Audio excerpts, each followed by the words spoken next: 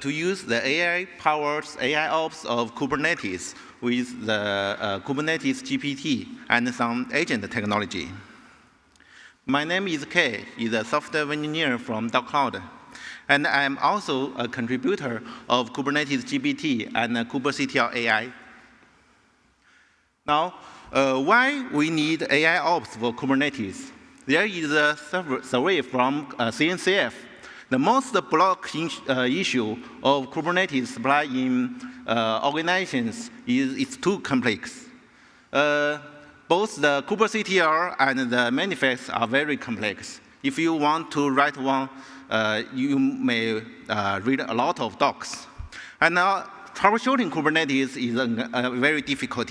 You should to know the network knowledge and some container knowledge, operating system knowledge to troubleshooting.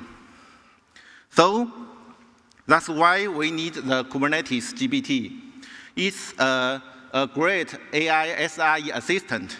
It can do the troubleshooting works and analyze the pod or deployment logs and some status from the Kubernetes.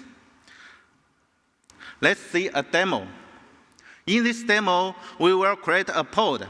This pod has an error image, so it cannot create successfully. Then we can use a Kubernetes GPT to analyze it.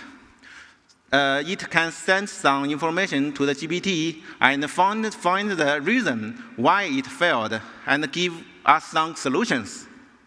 So this is how Kubernetes GPT works. That is a great tool.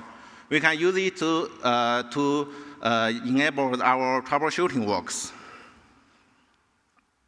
This is the architecture of the Kubernetes GPT. It's not very complex.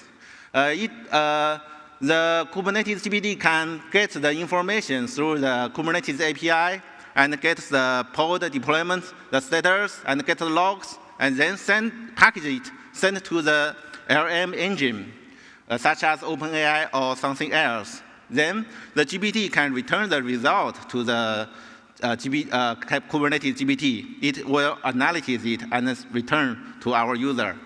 The result is the solutions and the reason why it fails. We can use the command line to operate it, or it can also use MCP, such as the VS Code, and it can also used by the operator. And I also want to share the knowledge of how to use agent AI for Kubernetes AIOps. That is a great tool, very amazing.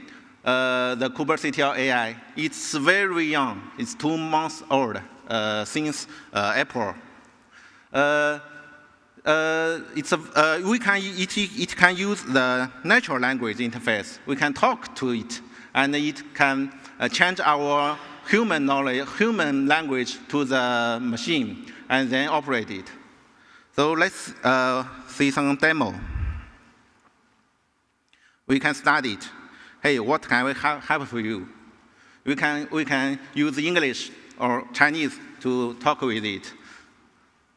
In this demo, we ask to it how many Nginx pods are in the cluster, and we want to reduce the replica. And then we can troubleshoot with the log. Next, we can test it connectivity with bash. Everything we can we can use the natural language, not the command. The command is generated by the GPT. It's a very amazing tool.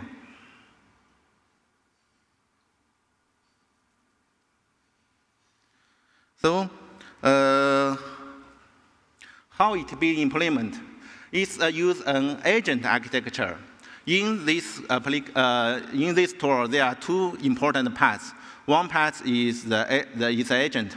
It's the logic part. We use the if-else and the integration to do it.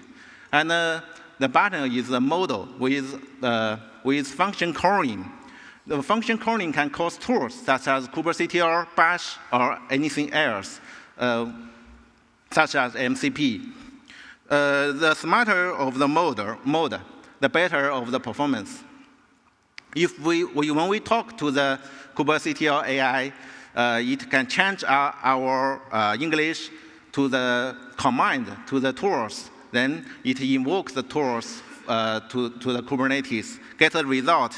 Then the GPT analyzes the result and think again, or does it reason is enough, or we want to use another tool again, so we in a loop. Finally, we get the answer. Everything is good, so return to the user. So that's how it works. It can also use by the command line, the web interface, and the MCP.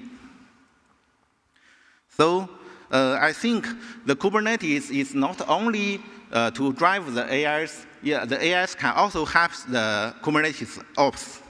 Thank you.